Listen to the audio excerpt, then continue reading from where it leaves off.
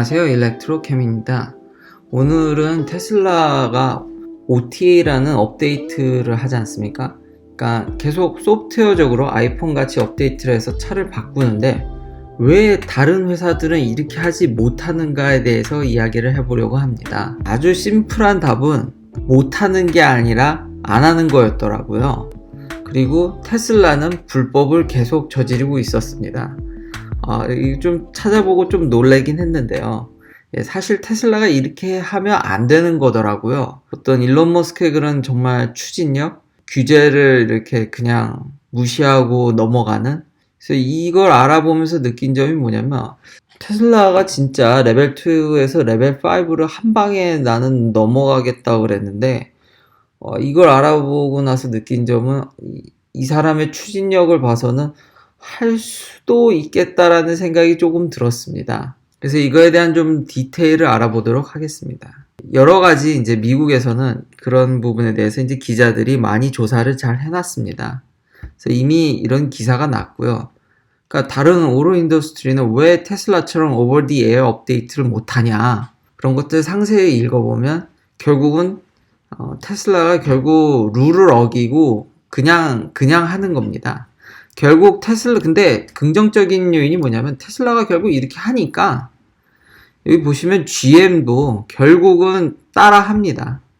GM도 곧 이 테슬라처럼 이 소프트웨어 업데이트를 할 예정이고 이런 법도 좀 이제 바뀔 예정입니다. 최근에 테슬라가 이제 가장 이제 사람들을 놀래켰던 것들은 이제 미국의 아주 유명한 컨슈머 리포트에서 테슬라를 추천하지 않다가, 왜냐면은 브레이킹이, 제가 전 영상에도 댓글을 달아주신 분이 있는데 브레이킹 밀린다고 하셨죠.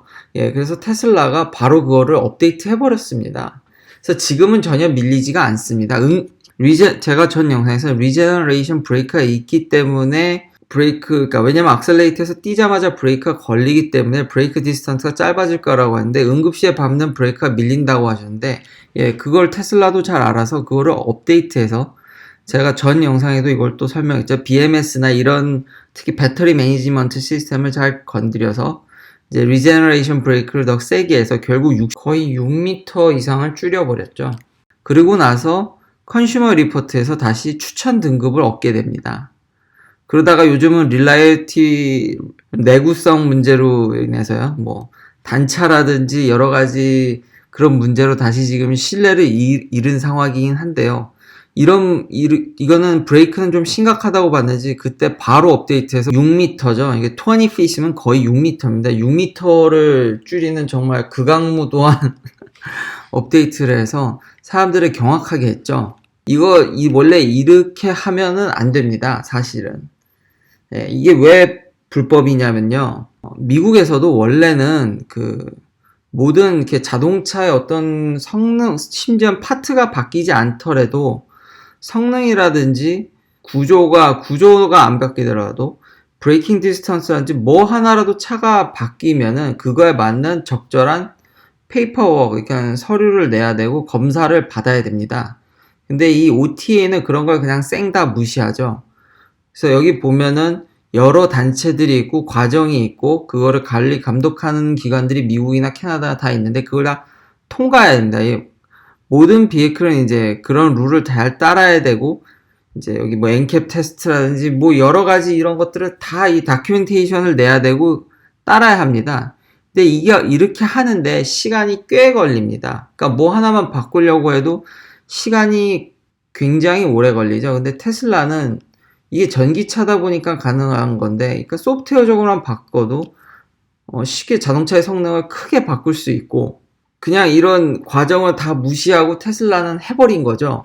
그리고 이 브레이크 업데이트 됐을 당시에는 일단 미국은 확실히 참 유럽이나 이런 나라에 비해서 이런 면에서는 또 자동차 규제가 굉장히 이 배리어가 낮습니다. 그래서 딱히 이렇게 하는 거에 대해서 큰 위험이 없다라고 생각했고, 아마 이 기사에서도 얘기했듯이 다른 나라에서 이렇게 했으니 이건 100% 일리걸인데, 다행히 이 업데이트를 배포했을 당시에는 미국을 제외하고는 그렇게 모델 3를 많이 팔고 있던 때가 아니라서 이게 적은 차량 대수가 낮으면은 그냥 유야무야, 그러니까 좀 무시해주는 면이 있었던 거죠.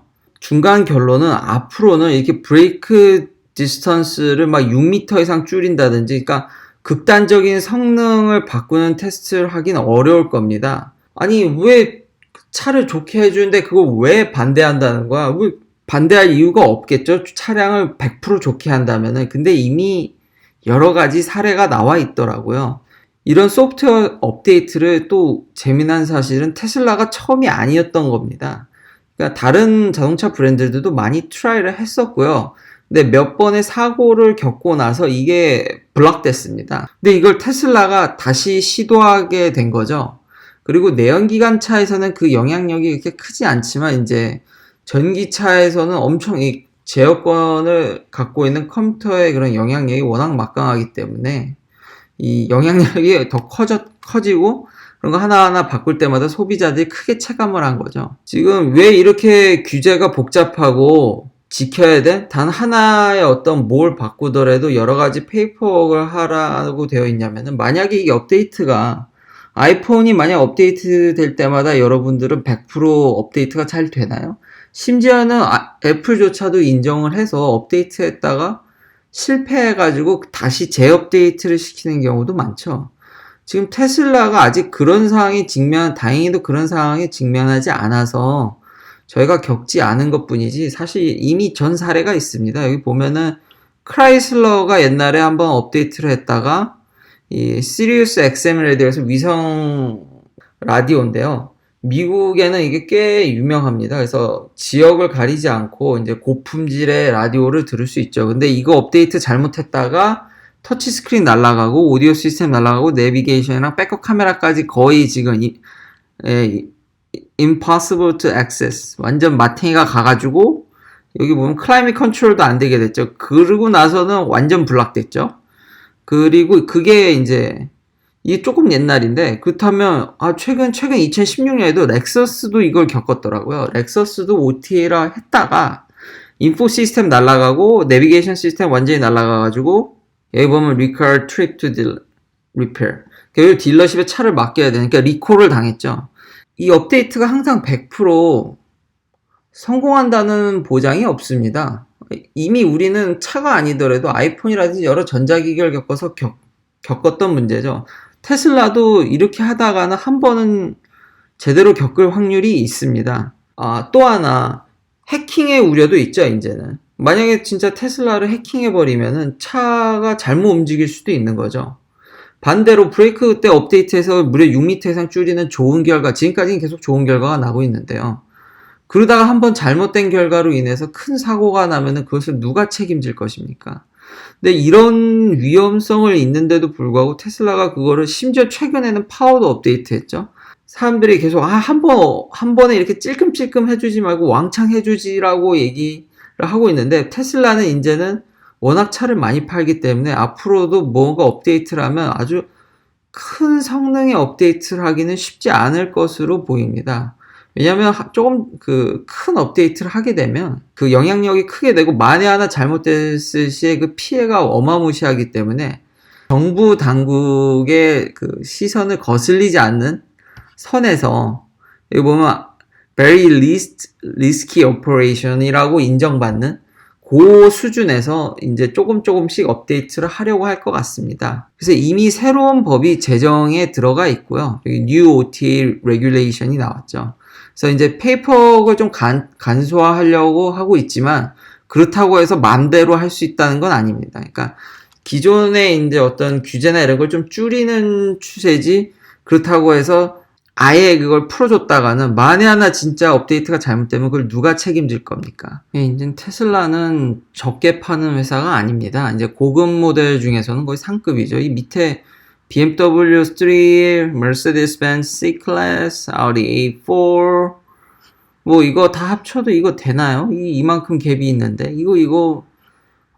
이게 이제 2019년 메인인데, 뭐 지금까지 모델 3 판매량이 감소하지 않았기 때문에, 더군다나 이제 이 3 시리즈는 지금 판매량이 이게 지금 꺾이고 있죠. 이게 지금 메이라서 그런데 지금 요번 분기는 이거 지금 넘버는 참고로 토탈입니다.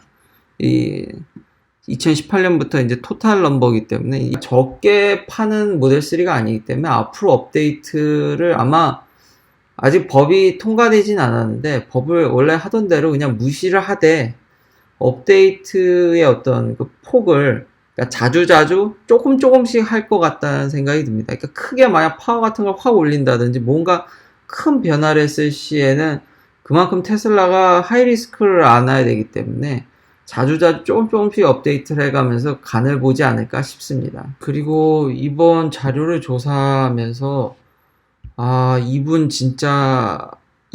깡이 정말 대단하다고 느꼈습니다. 이게 다른 자동차 회사들이 바보가 아닌데 그런 규제나 이런 것들 때문에 몸을 사리고 있는데 이분은 그냥 가볍게 법을 무시하고 하는 정도가 이게 상세히 읽어보면 장난이 아니시더라고요. 이 밀어붙이는 거나 이런 것들이. 그래서 정말 좀 생각이 저도 바뀌었습니다. 이게 만약에 딥러닝이 어느 정도 데이터가 많이 쌓여서 진짜 어느 순간 딱 되는 순간에 그동안의 생각은 아무래도 정부의 어떤 자율주행의 fully self-driving에 있어서 그런 어떤 스텝 바이 스텝을 밟아가야 되는데 이분은 그냥 무시하고 일단 그냥 업데이트를 풀어버릴 수도 있겠다라는 생각이 들었습니다.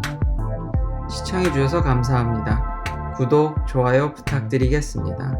다음에도 테슬라 리뷰로 찾아오겠습니다.